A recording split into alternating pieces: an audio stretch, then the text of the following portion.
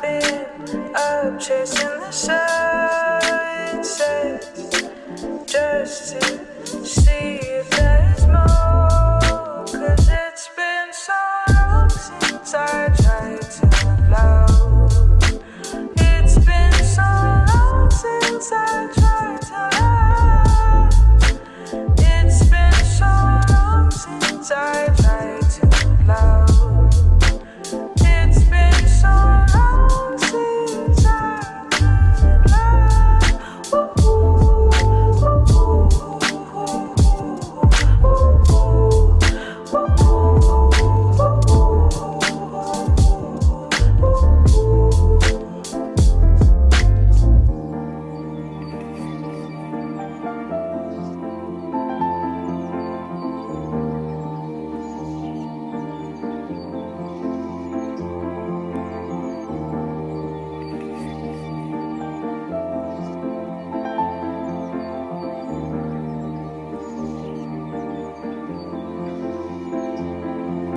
sunshine, please don't go away now. Heaven, do you have a place now? Loved ones, go enjoy the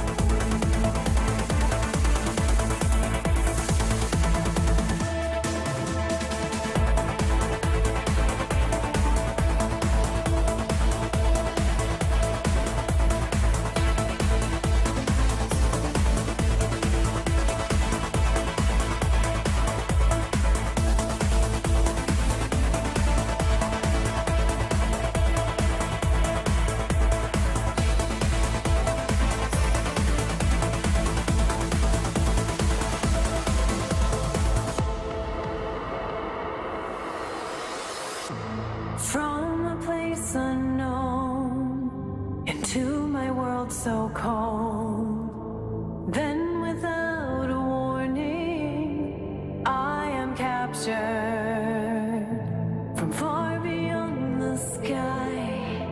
You come into my life and try to run and hide, but I am captured. You come from space unknown, so closed, so cold. Then without a warning, I am captured. I try to run and hide it deep inside. You forever changed my life, and I am captured.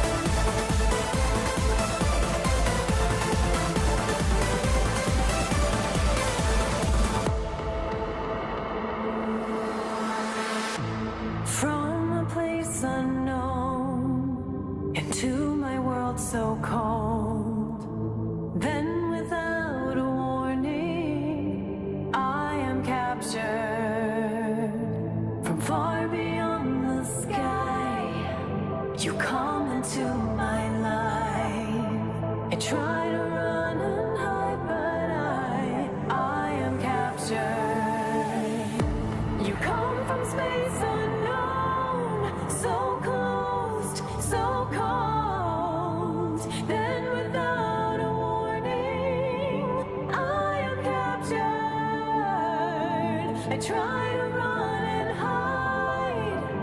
hide it deep inside. You forever changed my life, and I am captured.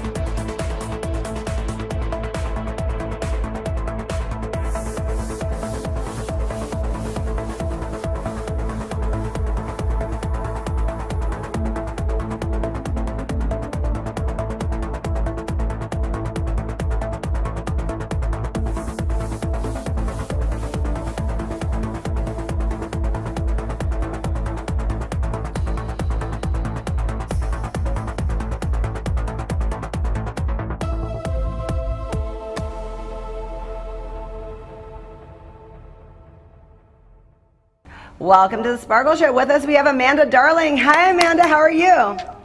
Hey, Sparkle. I'm doing great. How are you? Great. You look amazing. You never age. I've known you for about 10 years. I think so. Yeah, and you look the same. Oh, thank you. You look Actually, great, too. better. You look glowing. So tell us about your career.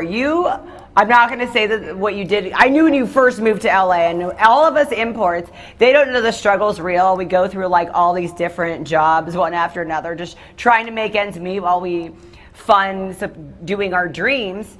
And now you're like a big thing. You're doing your dreams. Tell us about it. Right. Well, I met you over 10 years ago when I was starry-eyed. I had just moved to Los Angeles, and I could not get a job. I went every single day, all day long, 8 hours a day. I would try to find a job as a waitress. And at that time, I could not get a job. So I did all kinds of things. I became a shot girl, as you know, back then. I worked very, very, very hard just to be able to live in Los Angeles. And people don't know that, like you just said, it's hard to even find a job as a waitress. I think people find that fast. Yeah, it's extremely competitive in LA. Everything is, even waitress jobs. And it took me over a month to actually find a full-time job.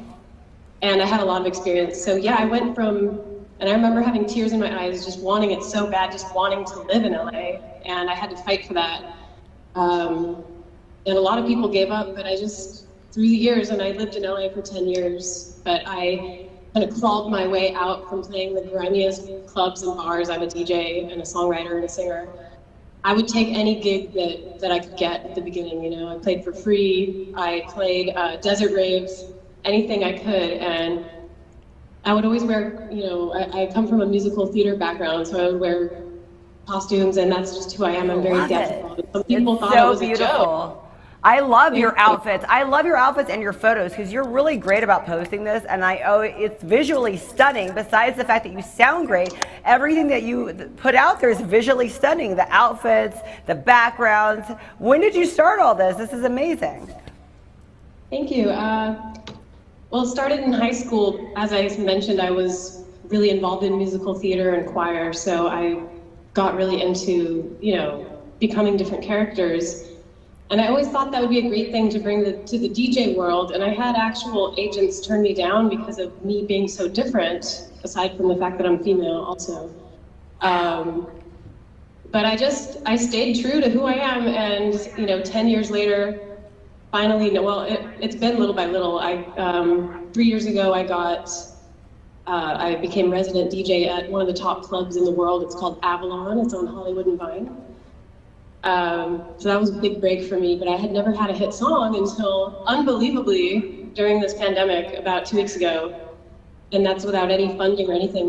My song went to #2 on the overall Trans Beatport Top 100. So that, my mind is blown right now. Oh my gosh. Why do you think during the pandemic, did it have something to do with it, or it just was timing? What was the timing of all this?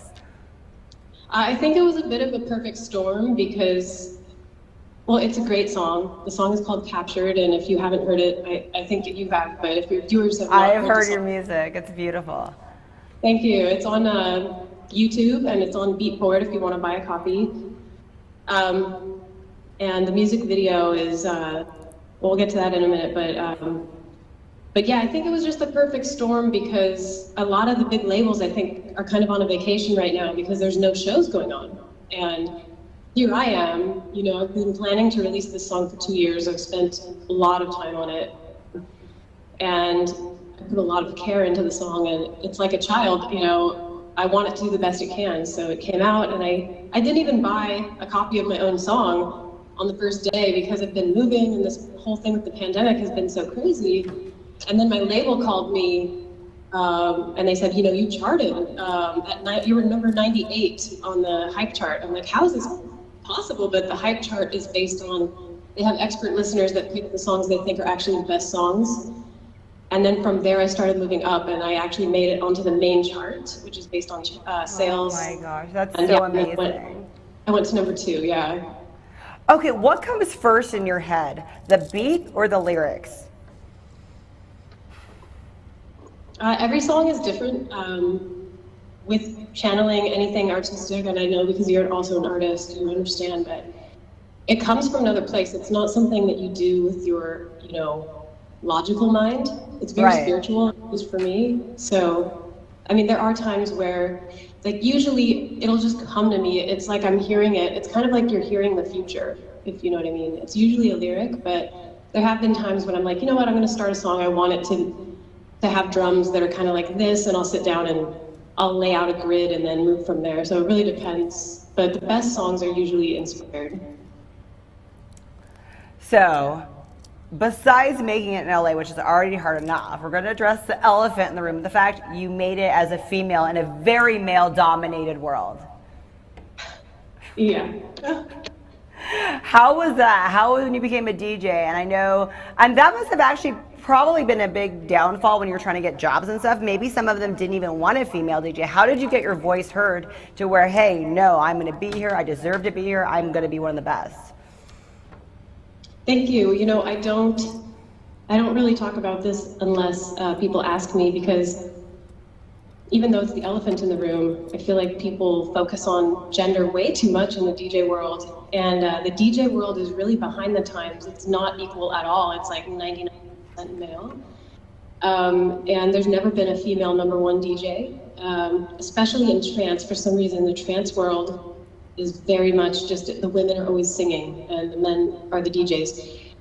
So it's been really hard. Because I just want people to look at me as an artist. And right. I want to compete with the boys. I want to be treated the same. I don't want a free pass or special privileges, but I also don't want to be given less because I'm a female. So it's been tough over the years because a lot of times they want to put women on like the female DJ night. Right. Like, well, there's no DJ night. You know, why are we segregating? And then, of course, the challenges of, you know, a lot of people in the industry who are above me, they, how can I put this? I mean, there's a lot of flirtation that goes on, and a lot of times I'm not trying to do that. I'm just trying to get a job.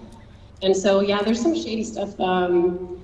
But it's been really hard. Yeah, it's been really, really hard to be taken seriously. I'll say that. But I guess if you work really hard on the actual craft of songwriting, over time it becomes undeniable if you have talent. So I would say to any women watching this, just focus on, you know, the technical aspects of your art and try not to bring attention to the fact that you're a girl. I mean, don't play it down either. I mean, I don't dress like a guy. A lot of female DJs do that.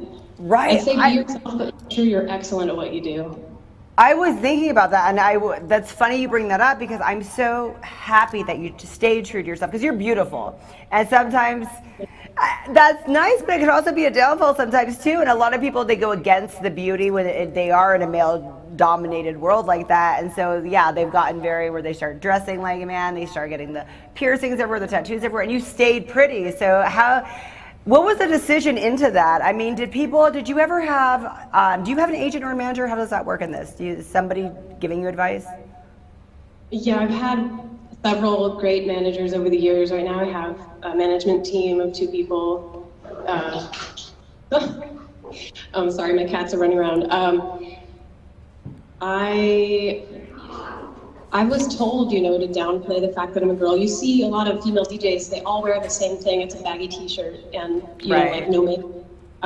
And I don't dress like super sexy either, like I used to when I was younger. I'm just being myself, and I think that it doesn't matter, but I will say when you are a beautiful woman, you are an attractive woman, for some reason, and I don't know why, some people think that implies that you're not intelligent, and I think we really need to move past that, because whether or not you are physically attractive has really nothing to do with your intelligence. Right. And it's kind of silly. I mean, at the end of the day, it's a show. So of course I'm going to try to look my best, but it all comes down to the music. But, you know, the DJ experience is visual too.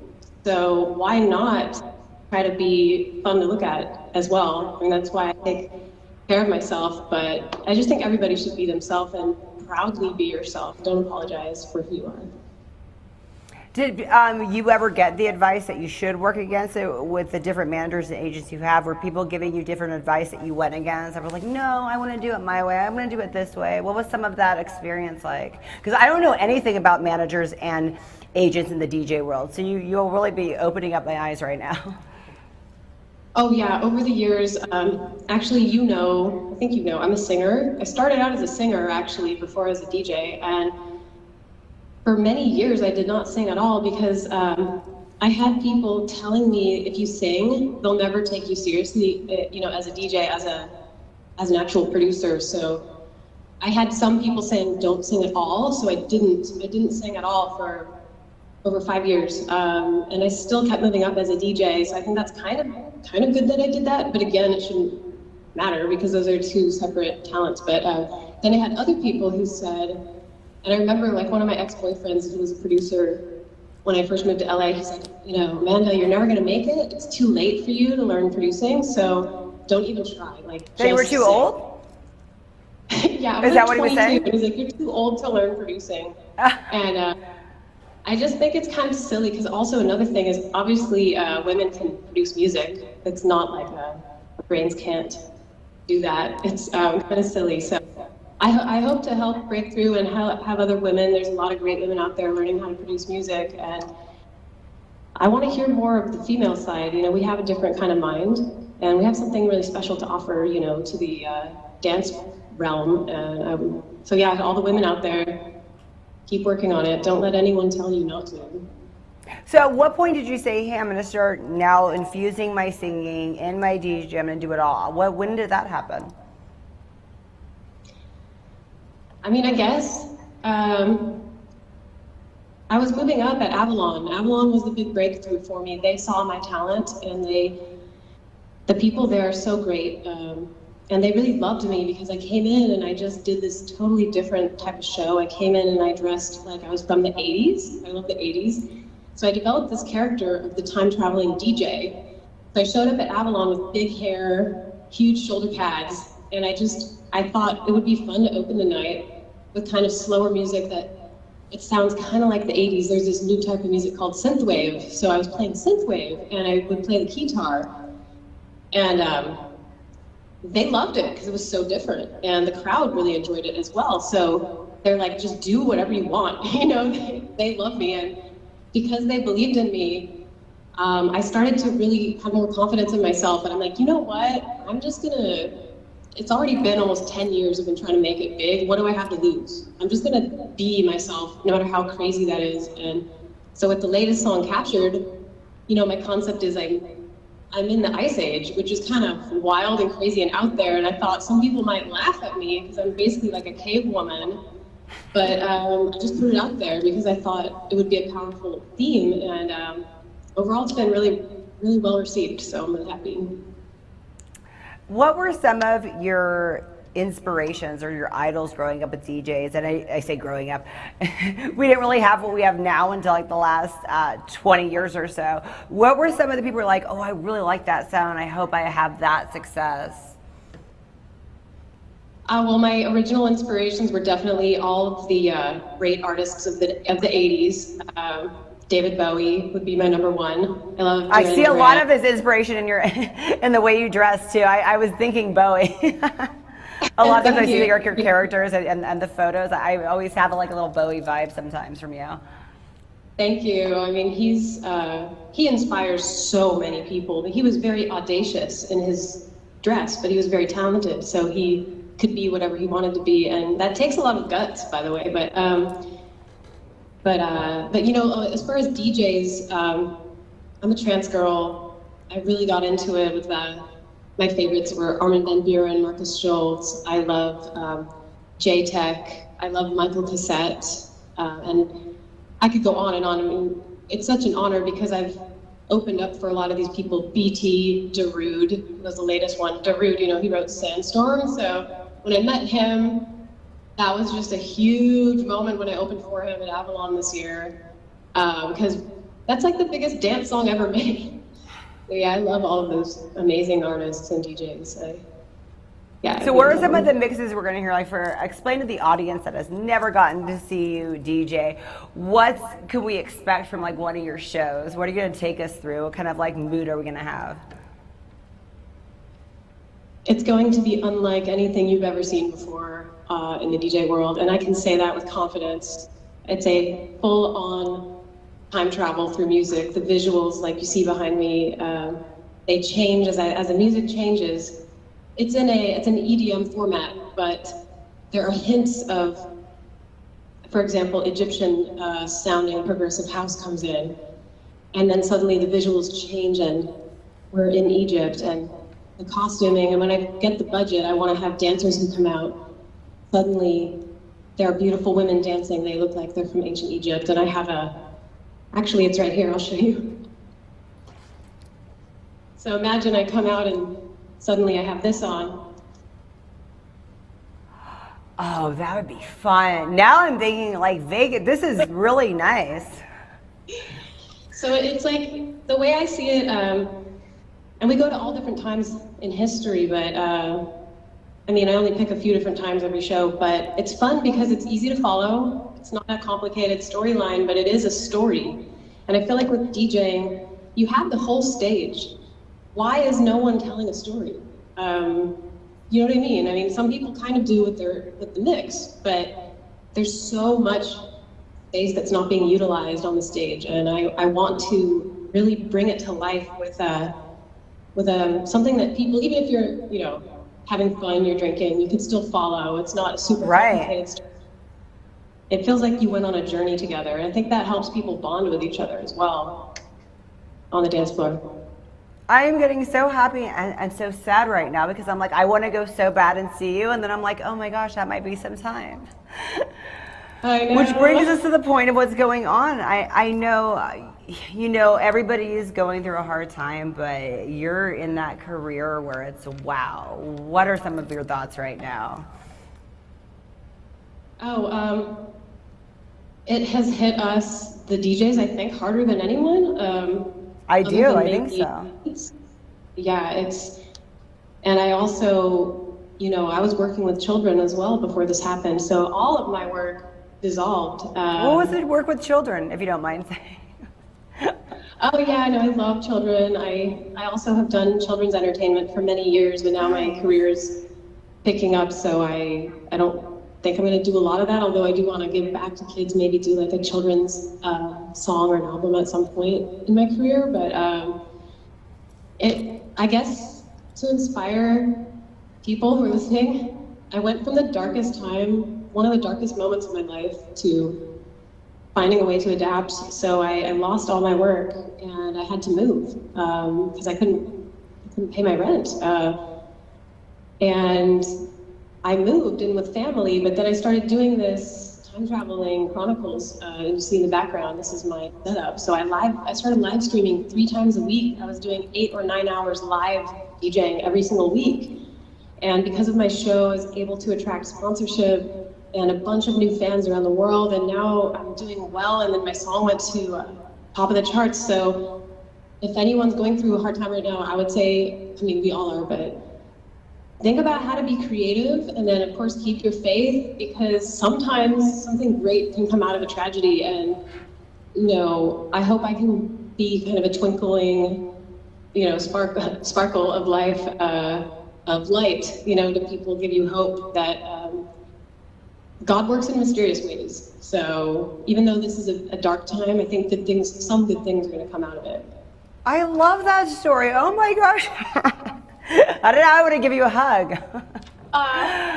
Tell us a little bit about that, because you brought up God and your faith, and I think a lot of people don't see that, like a DJ being religious at all. If you don't mind, tell us about that, because I find that super fascinating. Oh yeah, I mean, I don't really talk about it unless people ask, usually, because religion is so taboo nowadays. I know.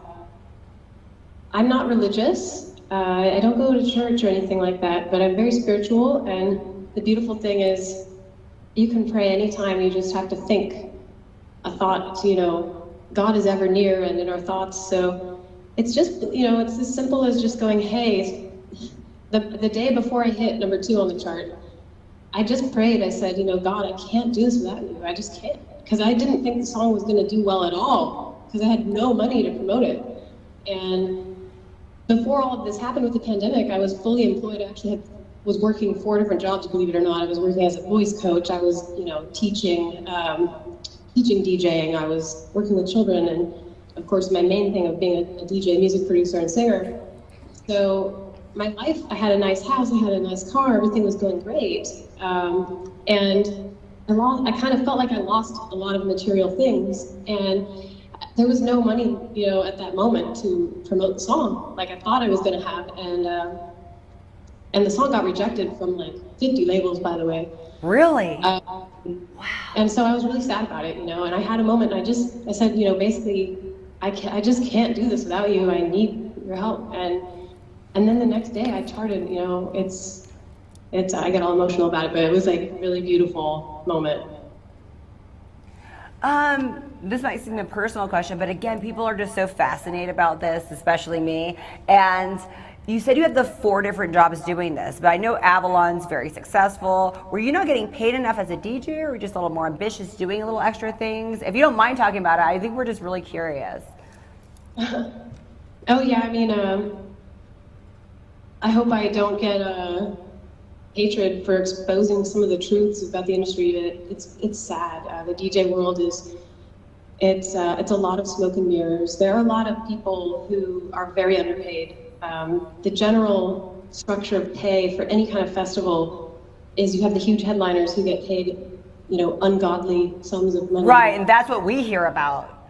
Right, and that's a very small amount of people in the whole world.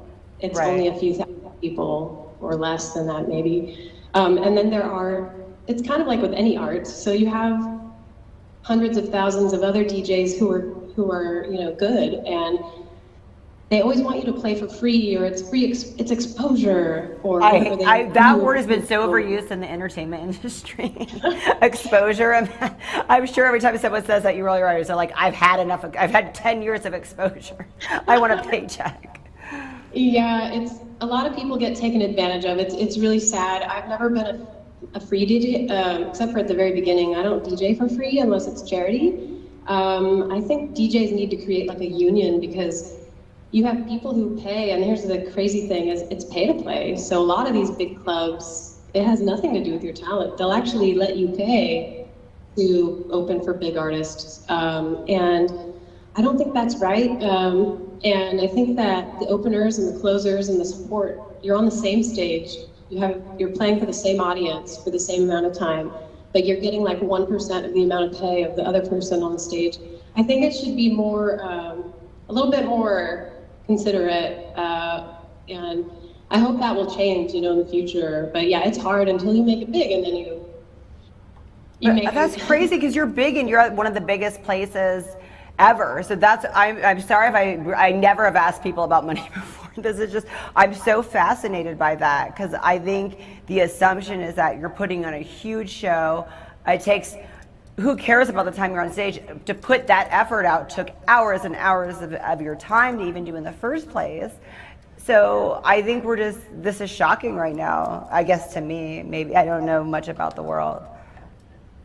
Well, I mean, Avalon pays me, and I have gotten gigs where I was paid really well, but as an artist, until you have a big booking agency, it's hard. I mean, any art's the hardest thing in the world. Anything that is fun to do, anything that people would do for free, it's very hard to get paid for. But you know, I've always done well. Like I said, I've always lived well. I had a nice home, and you know, I lived on an acre of land and all. I'm sure, well, I'm moving to Europe soon, but I've always done well, but it's because I worked very hard, so I want to be clear about that. But I'm just sharing that it's hard, and there's a lot of people who are very, very, very talented that I know in LA that struggle really hard, and so it takes a lot of faith to keep going when you're working way up. Well, since I brought up that, I was so sorry. I know my friend DJ Sacco. He's been doing some Facebook live streams with his music and stuff, and he's accepting donations where people have been putting money in his Venmo. Are you doing that too, or do we have to actually pay to see you right now if we want to see your streams? My stream is free, but okay. I always ask for tips, you know. Okay, that would be great. Yeah. Now I know. Where do we go? Because I don't see it on Instagram. Are you on Facebook? Where can we go for the streams? It's Twitch, so twitch.com/Amanda Darling, and we also, or I also, I'm a one woman show. I raise money for charity. So on June 10th, I'm going to do an 8-hour straight DJ set. All the proceeds are going to go to charity. My show has raised money for a variety of charities, and so that's another thing. You know, I'm calling out people in the industry to be more generous. I don't see a lot of DJs doing charity work. I know some of them do, but we need to step up and do more. Even when I don't have a lot, I still want to give to charity, because especially during this time, I think we should all be thinking about that. So yeah, so definitely. Sweet. If you want to tune in, it's going to be really fun, and yeah, join the live chat. We have a blast. I do the live stream twice a week. So yeah. Oh my God, I'm going to be a fan now. I'm going to be tuning in. We're on Twitch too. We actually air this on Twitch, so this is going to be really exciting. Where do you see yourself? I mean, don't worry about the pandemic or whatever. When you went into this, was your vision? Did you want to have a regular Vegas gig? Do you want to tour? What was your vision when you started this? When I started, believe it or not, I have always had a really singular goal, kind of like a laser beam. And at times, maybe it was laughable, but now I think maybe some people are like, okay, maybe she'll do it. I always said I want to be #1 on the DJ Mag Top 100 poll, and that's a huge, crazy goal, especially because it's never been achieved by a woman. But yeah, that's always been my dream. I've been saying that for 10 years, and I even met the #1 DJ in the world. And he's like, well, what do you want to do? And I'm like, I want your job. You know? So yeah, that's still my dream. And I love hey, that. anything's possible. Anything is possible. And fact is stranger than fiction. So I'm going to just keep on giving it everything I have. But do you want to have like one place that you're at every night, or did you want to do a tour? And how many DJs really do a tour like that? So yeah, I want to do a world tour with my time travel show. And like I said, it's a show that's never been seen before. I want to come in my grand entrance with smoke machines. I come out of the DeLorean. I want to have an actual DeLorean on the stage. I come out of it. I start DJing. I have my dancers. I have musicians. And we travel to ancient Egypt, the Renaissance. We go to the Ice Age. And as we go to these different times, you see my music videos, because each song on my forthcoming album is called Passages of Time. So every song on the album is a different time. And I'm going to create a video for each song that takes place in those times. So really, I don't think there's ever been an album really like that. And I think it would be really fun. So I hope, and you know, I pray every day that it'll come true, and I guess we'll see. That sounds amazing. Who's one of the most interesting fans you've had, or somebody that we would know that's famous that was a fan of yours that you were like, wow, you're a fan of mine? Well, I don't know if you've heard of the Thrill Seekers. This is trance world, but the Thrill Seekers is he's an English DJ, really very successful. He's had hits ever since I think the 90s. And he showed up to Avalon early when I opened for him, and he actually watched my set. And he's English, so he's like, you know what? He saw me backstage. He's like, you're crazy, and I like it. He's like, that was awesome. And he was kind of like fanboying me. I'm like, dude, you're a legend. And then we had a whole karate battle backstage, and it was hilarious. But yeah, I mean, I wish more big artists would do that. Like, I feel like there are some great ones like BT, who's a Grammy winner. He was very supportive of me as well. But yeah, I think everybody, when you're at the top, don't forget to look at who's opening, because maybe one day you'll be opening for them. Who knows? Exactly. That's a good don't point. Don't underestimate people, because some artists are like, you're the opener, I don't care who you are. And I wish there was more support there, but it's very competitive, so I understand. Are you into a lot of British DJs? I'm a big Prodigy fan, and I don't know if you ever do music like that in your sets, but do you meet a lot of the European acts being at Avalon? Have you met a lot of them? Yeah, there's a lot of European acts. Almost everybody in the trance world is European. Right. And hence I'm moving to Europe because, you know, LA is mainly hip hop and rap, and I kind of the opposite of trance. So yeah, I'm gonna follow my dream to Europe, but there are trance artists from all over the world. It's a worldwide, people love it all over the world. So yeah. But that's a goal that you're gonna move to Europe? Yes, I'm actually trying to get my visa right now. I have everything set up for me. I have a lot of friends in England, actually, so I have a place to live there and everything. It's just, you can't really get a visa right now anywhere, so I'm just waiting, I guess, until this pandemic's over. Oh, that's awesome. I'm so happy for you. But what you were describing before about what you want to take us through, it was like you're bringing Europe to us. So now I have to go to Europe to see you, Amanda. Yeah, well, hopefully I'll be able to tour. I mean, I don't think that's unreasonable. I think it's gonna happen. So I'll be back for sure. I love you, Amanda. I'm just so pleased. I'm so astounded. I'm so happy to say I know you're so cool. Thank you so much for taking the time out to be on this show. Thank you, Sparkle. Well, I'm so proud of you also with your fitness. You've really inspired me, and I don't know if we have time to talk, you know, for me to ask you anything, but, you know, what do you recommend during this pandemic for staying fit? Like, I don't have a lot of heavy weights at home. How do you stay so ripped, you know? during the Well, I've pandemic. been posting a lot of stuff in my stories. There's so much you could do at home with just a little bit. I have a special burpee I do. There's a lot of interval training and everything, but so stay tuned on my Instagram and my stories and stuff, and I'll show. I just do throw stuff out there, but you look great, girl. Oh, thank you. I love Thanks so much. So tell us where to go to find all your music right now. Where can we go get all of your songs? Please go to beatport.com and you can buy my songs on there. Just look for me, Amanda Darling, and you know, it means a lot when you go buy them. That's kind of like, I know we're getting close to the end of the interview. I want to say, like, I would not be anything without my fans. The reason I got to #2 on the chart was because people actually went out and they bought the song. It's only $1.29, but this is how we can, you know, have artists like me who are from the underground. I don't have a big label. I don't come from like a wealthy family or whatever.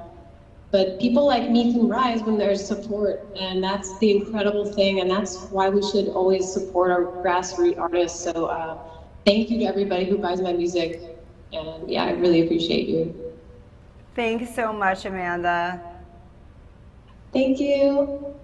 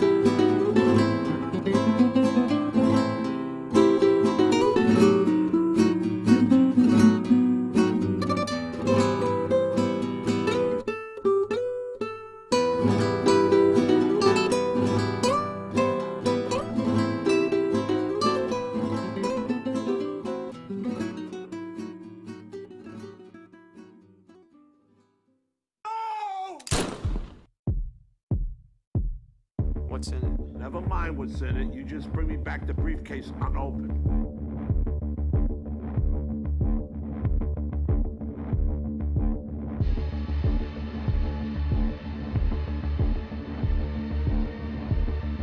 Best of luck to you. What's the story about bringing that broad out to Vegas?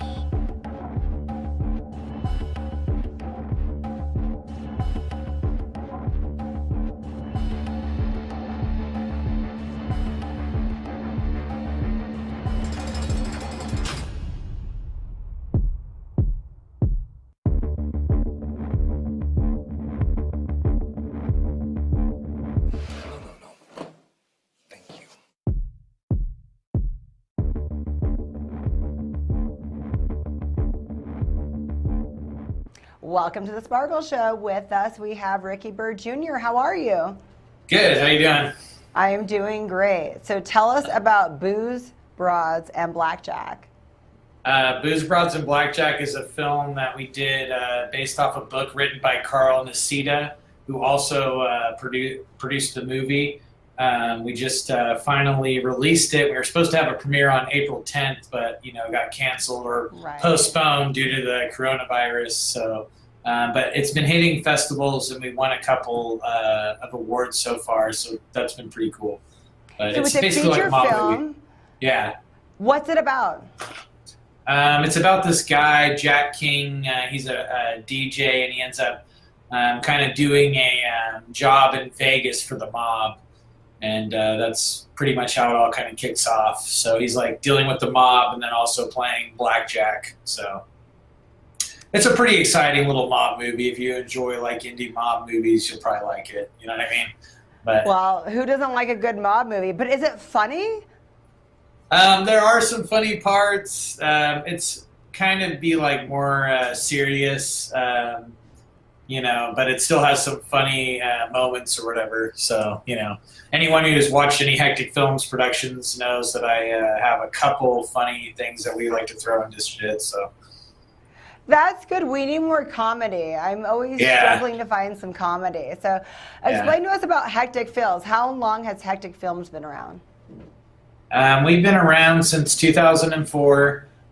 We've done a few features and a lot of short films, and then we do music videos, commercials, things like that. But yeah, we've been around since 2014, off and on. There was a couple times where we had a few of us took some breaks and stuff, but you know. So 2014? No, 2004. Oh wow, you look young. Yeah. I was like, that's when I graduated college, was 2004. That's awesome. Yeah. I graduated early, by the way, so I am young. Oh, sweet. No, that's Right. so awesome. So explain some of the projects that we know about that Hectic Films has been a part of. I think our biggest, I guess, project would be Naked Zombie Girl. It was a short film I shot in like 2011 or something like that. And then we also had a film that Jason directed called Phase 2, which will be coming out hopefully this year. But we shot that in like 2009. That was probably like our biggest feature film at the time. But we had some issues after the film was done that we weren't able to release it. And now hopefully we'll be able to release it this year. So that'll be cool. But yeah, and then we have Border Brothers too is another one that we did recently. So we went from horror to mobster movies. I like it. Yeah, we've done everything like Western. We did a Western called Mabel, like a trippy movie as the man drives. We've done horror, and then this was our first mob movie. And then I just released a film that we put into festivals called A Well-Respected Man. That's kind of like more of a drama sci-fi.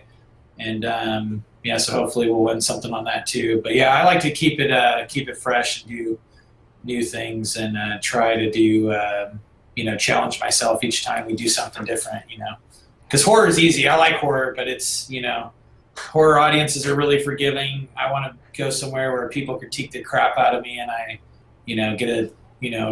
get better at what I do. So music videos, any music videos I would know of? We just the last one we did was with Six Gun Sal. With Anthony Appello. He was in Bane. It was a series we were doing with Guy Grundy, and we were only able to do 2 episodes, but it was really cool because I'm a big Batman fan. Nice. They're like fan films. Yeah, they're on YouTube. But he has a band called Six Gun Sal, and we did kind of like a biker music video for him, and that's on YouTube too. It's The Life by Six Gun Sal. You are all over the place. Yeah, that's what my wife says all the time to me.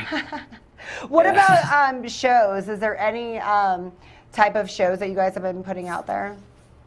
I'm going to start doing a live stream show with Craig Frazier.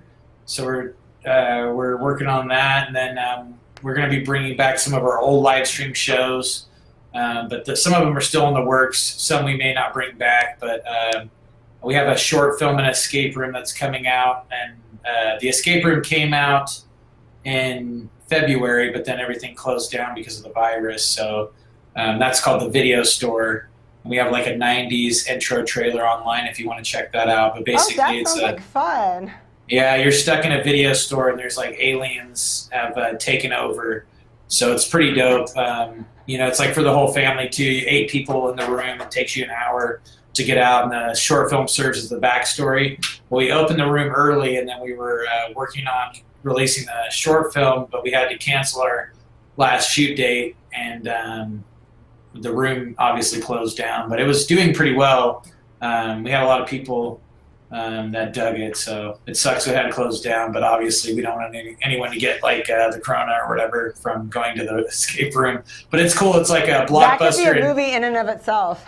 Yeah, it could be. But it's like a blockbuster in the 90s. That's what you're kind of like stuck in an old video store. Kind of like cool. Empire Records. Is it like, Yeah. I got that vibe. The moment you said that, I was like, Empire Records. Yeah. They're all just stuck in a building.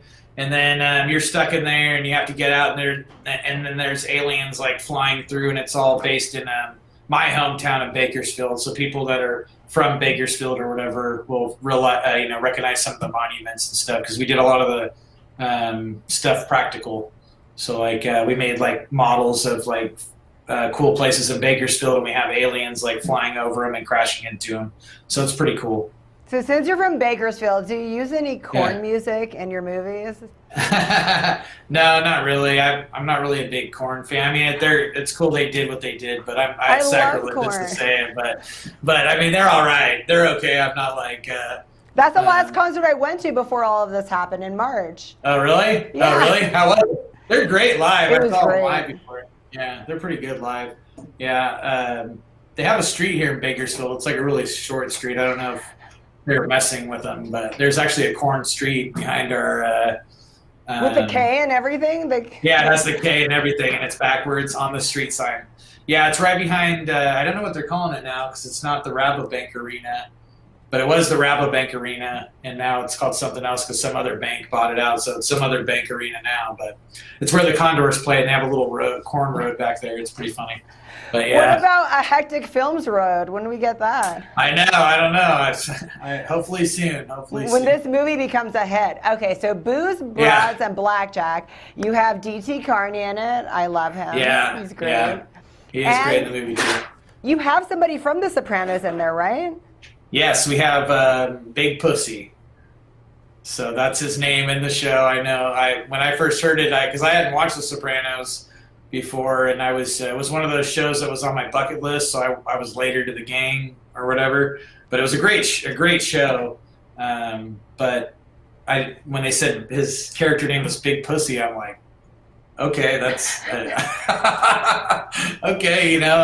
Everybody must be okay with that name. But then I watched the show, and it was kind of like, now I seem like, it's not that big of a deal, but yeah, he was super cool. Vincent Pastore. So I think he's in 2 seasons of The Sopranos. So how'd you nab him? That's really cool. I don't know. We kind of lucked out. We had a few people that were working with us, producers that were able to get in touch with him, and then talk him into flying across the country and being in our film for we only had him for like 3 days. So he was only here for like about 3 days, but yeah, I don't know. We lucked out, 100% lucked out on that one. This seems like such a fun cast. This has got to be a good movie because the cast already is just fun, and I don't know how you got any work done because I would just be partying and laughing with these guys. Yeah, we were definitely having fun, but we were just filming a lot. So it was like by the time we were done filming, we were crashed out completely, so dead. Especially with him because we had so much stuff to go through. We had 5 days. We had to cram into 3, so it was like a pretty intense few days. But we ended up getting him out of here early, and it was cool because he got to take pictures with a lot of the people on set. So he was super cool. Vincent Pastore is the man. He's really cool dude. So who are the broads? Well, we have 3 ladies or broads. Felissa Rose from Camp Terror. Or no, I'm sorry, not Camp Terror. Sleepaway Camp. Sorry, I forgot about that. But from Sleepaway Camp, and then we have Erica Ray, who plays Misty, and then we have Sarah French that plays, I forget her name in there, but Sarah French is in it too. And those are our 3 main broads. And then there's a bunch of nudity and stuff in it. And there's booze in it and blackjack. So we kind of hit all the, with the title, you got to deliver with a title like that. But yeah, Erica Ray is in a lot of our other stuff. She's kind of like a normal Hectic Films face. And then we had Sarah French, which I had never worked with Sarah French before that. And she was really cool to work with. And then Felissa Rose, we had met a few times, but we hadn't worked together either. And she was a huge help on the set as well, and behind the scenes too. So she was super cool. And then we also had Vincent Ward from The Walking Dead, and he's super cool. He was in The Walking Dead. Yeah, he should have been Tyrese if anyone's like a Walking Dead fan versus the comic book. But and then we had James Duvall, and he's from like Donnie Darko and Independence Day, and he was super cool too. Yeah, so it was like a pretty good cast, and we owe a lot of that to Carl and Felissa and DT because they were able to make those connections and stuff. So that was pretty cool. But Yeah, it was a fun movie, and I think it's pretty decent for being a very independent film. You know, it has a lot of cool locations. It's very fast paced and stuff. So you know, I enjoy it. So you know, that's the worst one, is having to edit something so many times and then finally say, okay, you know, this is it. And then Carl is really a solid writer too. The book is really fast paced. Who wrote it? Carl Nacita. He's Okay. he's the writer of the book. He's retired law enforcement, and then he was also a DJ. So he has like you know, like a couple things, but he like worked at the station in Santa Monica or something. And then he was a radio DJ, and then he worked for a couple news stations or whatever. But he came up with this book, and yeah, and then we met at like a First Friday, and he asked me if I would shoot the movie. And I'm known for like pretty crazy titles, and when I read the name Booze, Brats, and Blackjack, I was like, wow, I was like, I'm in. You know, this is B movie gold. So you know, he raised the budget, and then we did like a couple funding campaigns on a couple other like platforms, and then we were able to shoot it. Yeah. So he wrote the screenplay as well as the book? Yeah. Wow. Yeah. He and then yeah, I think what's good about that too is you know, from book to TV or, you know, movie or whatever, it's like two different mediums of storytelling. So it's kind of cool to let the writer or the creator of the story be able to kind of tell the same story in a different medium. You know what I mean? That doesn't happen often, that they write the book and the screenplay. So I was like, that's really interesting.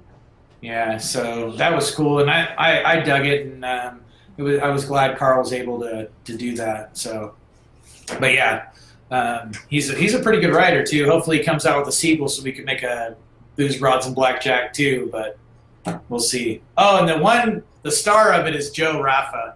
Sorry, I don't even know why I left Joe out. Joe's an amazing dude, and he was the best lead actor ever. Super nice, always chill. I had him doing insane, crazy stuff in Vegas because we're stealing shots everywhere. And he's like super, super chill and rolls with the punches. And he's also a filmmaker too. He's made some other movies too, so he probably understands all of it. So what do we know him from?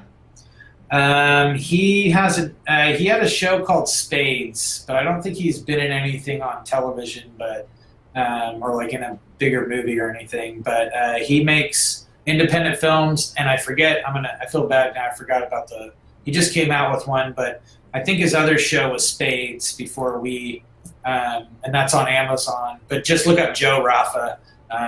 He's a super talented dude. He's a, you know, good director and good actor. One of my friends saw his film and said it was great, so I can't wait to see. I think it was like Dark Harbor or something like that. I don't remember, but Joe Raffa, it's really good. He's so how the lead many in it. guys have you make up Hectic Films? Well, we're kind of like an ever-changing team of people, but usually it's me and Jason. We have Steve Sanders, Jesse Nahara, and then Adam comes in and works with us a lot. And then we also have Lenny comes in. I'd say maybe about like 10 people that are usually involved in most of our projects. And then we have like little local things that we do, because we kind of do a little bit of everything, you know. So we have like, and then John Blythe, Myron Ward. There's like a few of us, you know, and some people just write, submit stuff, or one person may edit, or one person may just come and do sound, because it's such a team effort to make a movie. So, you know, it's kind of like getting the band together, and then some people can't make it, some people can make it, you know, based on people's schedules and stuff. So, but it's you know, I think we're more like a family than a team, you know what I mean? So we force some other people who don't want to be working on Hectic Films crap anymore, and careers have moved on. We still suck them back. Like my friend Nick, who's a great makeup artist, Nick Reisinger, he's a really good makeup artist. He does a lot of our stuff, and he's a really good friend of mine too. But like his career is definitely surpassed making, you know, shitty movie special effects, or crappy movie special effects, and and he still does it because, you know, he's dedicated to Hectic Films. So you guys got a great budget and a great cast, so things are kind of looking up. Yeah, that budget wasn't very big, but our budgets are getting bigger, so that's good. So everything is, hopefully going upwards for us. But I know the coronavirus thing is kind of a hit and all the other crap that's going on, but hopefully everything will start to go back to some kind of normal, and then we can start shooting some more things or more scenes for our latest, the video store. Because that's probably my favorite right now, just because it's like videos and aliens and stuff and family oriented. So usually our stuff isn't very family oriented. So it's kind of different to do it's different to show up to a school to read books, because I go to schools and read like books for like these reader things or whatever. Oh, awesome. Yeah, and they usually the teachers tell the kids not to Google me. And it's happened it's happened more than, a lot actually.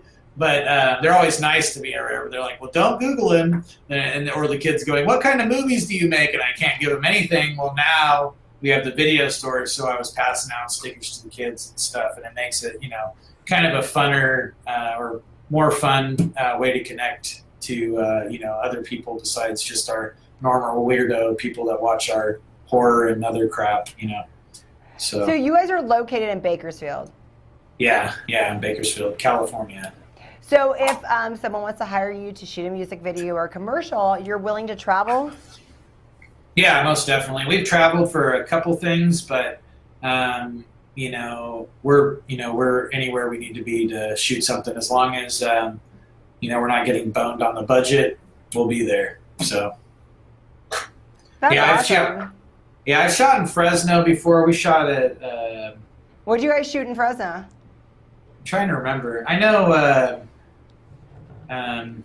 the Blair Media folks at Blair Media. We shot a movie together, Phase 2. So I don't think I've ever actually physically shot anything. I'm thinking about it. I just know them. I haven't really we filmed stuff in Visalia, I think, maybe. No? Oh, yeah, DT's house. But Is it in this movie? no, we shot a movie. I think he lived in Visalia then, but he has a movie called Dead Things, and I was helping him edit it and film it, and it was like a crazy experience for both of us. But really tested our friendship and all that, like normal independent movies do to people. And but we shot a scene at his house where I was playing Dr. Death or Mr. Death or something like that. And it was like a scene he had to throw me in there because he's trying to hook me up with a role or whatever. And yeah, it was pretty. The movie's pretty funny. Hopefully he releases it. I don't think it's as bad as he does, but it's definitely a B horror cheesy movie. You know what I mean? But people love that shit, so I don't know. So Booze, Broads, and Blackjacks, where was this mostly filmed at? We filmed the majority of it in Bakersfield. Okay. We had 58 locations though. Wow, So we really? shot. Yeah, it was. Carl had never written for independent film, so he actually had more locations than that. But I saw the locations and I was like, "There's no way, dude. You gotta like condense this." So he condensed That's what it. I was gonna ask about a first-time screenwriter. Yeah. That was like, I was like, OMG, yeah. So I was like looking at it. My wife, Rachel, who's also a big part of the Hectic Films team. What does she do? She's our AD, and then she usually budgets the scripts and then schedules them too. So she takes care of the schedule. She does all the real work. Yeah, really. Yeah, she bears the whole brunt of the load, really, and a lot of the movies wouldn't be possible without her. So she's definitely a huge help. But yeah, I couldn't do it. So she's usually the one that goes, "All right, guys, quit screwing around. We got to make keeps everybody on film some task. stuff." Yeah, especially me because I'm all over the place. Just like you, yeah, I am. I really am, dude. You nailed me. I'm all over the place. So she's really keeps me grounded. But so what's the next project after this one? What's the one you're going to film the last scene? You said of. We have the video store. So we got to just film like a couple more VFX shots, and then we are. Then hopefully I'll be able to finalize that. Plug those in there, finish our digital effects completely, and then kick out that short film, the video store. That's my hopes. So that'll be right when the corona thing lets up completely and we're able to show or film again, then that's the first thing I'm going to film, and then hopefully it won't take us more than a month, and then that film will be free online. So we'll have the whole film will be online for free. Which film? The video store. Once it's released, we're going to just release it online. So what about Booze, Broads, and Blackjack? So when do we know when the rest of us can see this? Yeah, I'm like we thought we were going to be okay with the premiere, and it's funny that because I was talking to Vincent Ward, and he was like, "Man, I don't know what's happening," because he was going to come too, and it was cool because we had a few actors who were going to be there for the movie at the premiere. Well, now we're locked in with the Fox, so we just postponed the event. So now we just are kind of like at the beck and call of, whenever they release the whole, you can go to a movie theater, but everyone's probably going to be wearing masks and not want to go. Who knows? But whenever we get that date, hopefully it's sooner than later, we're going to put the movie out. And, I'm hoping it's sooner than later, but until we get that release date, then I think Carl may self-distribute or whatever, but he said, we will have Blu-rays available at the premiere once the premiere happens. Perfect. So then the rest of us can be able to see this in some fashion. Yeah. And are you updating on the website that information? We're on Facebook for the Booze Facebook, and then also on the Hectic Films site. And then if we have an email list on the Hectic Films website on hecticfilms.com. So if you just add your email list to there, once we get the new date, we'll email everybody that, we've got a final date. And then if you can't make it, how to get, Blu-ray before it comes on VOD. Because I'm not sure when that schedule will be, like a VOD release for it or any of that. So my part of the movie's done. I showed up, I directed and edited it, and then I'm like, all right, whatever you want to do now, Carl, it's up to you. So... That's amazing. So this year's kind of busy because you still have a lot of projects to wrap up, finish. Yeah, we were supposed to have a big year. I missed 2 premieres, technically 3, but it was supposed to be like we were building up all last year to do something really cool this year and have a big presence. But unfortunately, that did not work out at all completely whatsoever. So now we're just trying to make it work. We did one of our films, The Well-Respected Man, one I mentioned earlier, was like an online premiere. And then we've been entering that into festivals. And then The Escape Room, we kind of just been beefing up because there's like video monitors inside the escape room to look like aliens are flying outside. So we kind of beefed up those special effects while we were down for the virus. Well, that's good. You got to polish up some stuff for us. Yeah, clean it up. Yeah, so it's actually cool if you ever come to Bakersfield. It's definitely worth a shot. It's so nostalgic being in a video store and seeing all like the movies everywhere. It's pretty bet. Dope. We're losing to seen places like that, so I will totally stop by there. Yeah, right on. So are you writing anything currently to come out for next year, or any bigger projects and full-length features now that you're kind of moved on into that? I'm writing another horror movie because now I want to try to do a horror feature. But right now I'm just trying to work on Video Store and get that out. And then I also have a side project that I'm doing, and that Facebook's just been released, and it's kind of like my pet project or whatever, and it's called Space Cats, and it's about these cats that crash land on Earth, and they're trying to get back in space or whatever. It's like a total family thing. Actually, hang on, let me go grab it. I'll show you the ship. Nice. Wow. See it, but it kind of has like cat. We made like. Did you build that? Cat ears. So if I do this, you can kind of see how it's got like a cat ears, and then it lights up in the back, and it's got like thrusters and stuff. So. So did you build that? You built that, right? It's built out of, basically what I did is I came up with a basic design, and then I cut up some Star Wars stuff and glued it to it. Then I dumped it off at my friend Nick's house, and that's another thing that I talked him into doing that he didn't want to do. But it was kind of like those things where it was right before the governor was going to shut the city down, and I'm like, man, you're not going to be doing anything else, Why not? I need a spaceship. But it's actually a cat carrier, and we just put a bunch of stuff on it, or he did. And then I glued a few things on. I left it with him, and then he came up with the front end and like the jets and everything. So people know it's pretty dope, they don't know what they're getting into when they're your friend. They work with you. It's like it seems good in theory, and then they do it. It's yeah, like, I know. What am I doing? Yeah. You show up and you're like, here's a project. Yeah, pretty much. So, and he was cool. But we're actually shooting this hopefully in the next week or so. Oh, It wow. only takes me and the camera. So I'm going to be filming the spaceship and getting all those shots. And then there's a Facebook page for that if you want to check it out. It's Space Cats TV. And there's like a cool logo, and we have it shows the cats in their astronaut suits because there's 2 cats that are flying in the ship. So. Okay, so the alien behind you. This guy's a zombie. My friend Dion painted.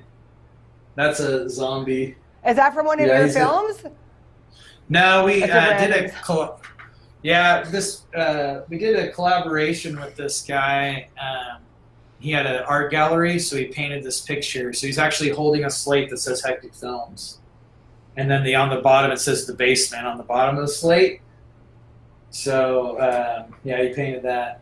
It's a pretty. That'd be a good painting. Poster cover. Yeah, we used it. We used to do when you watch a movie and the seats vibrate and stuff sprays at you. We did something like that called Cinema House, and he was our poster. That was our It was called Cinema House, and it had him as the the mascot or whatever. So, yeah, it's. I think he's almost 10 years old, if not longer. So, or no, maybe 8 or 9 years old. But yeah. So what are some of your Super cool. goals? Like if you could work with anybody or a film that you would like to try out, something you haven't done yet that you want to do?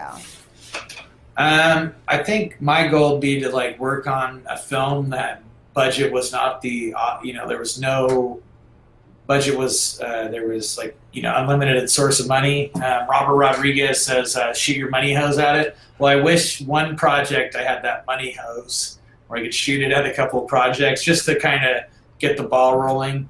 But right now we kind of do a lot of the stuff with, as much as someone spends one day on, a movie, we shoot a full feature with that type of budget. So, I'd like to have that big ass money to shoot something cool, Who's somebody you would like to work practical effects. I don't know. I think maybe Gary Oldman would be crazy. William Dafoe. I'd say those guys. Robin Williams, if he was still alive, that would be crazy. I think Robin Williams or Steven Spielberg. If I gotta do a movie with Steven Spielberg, that would be nuts. That would probably be ultimate. Or Robert Rodriguez. If I gotta meet Robert Rodriguez, I'd probably act like a stupid fangirl or whatever. Do that, oh my god. So, but yeah. So you would co-direct with them? What would you do? What would you do with Spielberg? You'd co-direct? I would. Well, Spielberg does a lot of producing, so a lot of movies people think that Spielberg actually directed. He produced or whatever. So I would do something like that, and then with Robert Rodriguez, I would just like to work on one of his projects, him coming up with an idea or whatever, or doing something I like what they were doing for a while, where with Grindhouse, where even though I didn't really like Quentin Tarantino's version, I loved Robert Rodriguez, The Planet Terror and Death Proof, something like that, where you do a combo film. You know what I mean? That would be cool. Yeah. Well, we're excited to see what comes next, and we got to follow you on Instagram. Your Hectic Films. Yeah. And then I have a director one too. Oh, you do? Okay. I have a director one. It's just Ricky Bird Director. And then Hectic Films. And then we have Hectic Films on Facebook. So mostly we share most of our stuff on Hectic Films. So if there's something else you like that we're doing, it's shared on that page. Awesome. Thank you so much, Ricky. Yeah, no worries.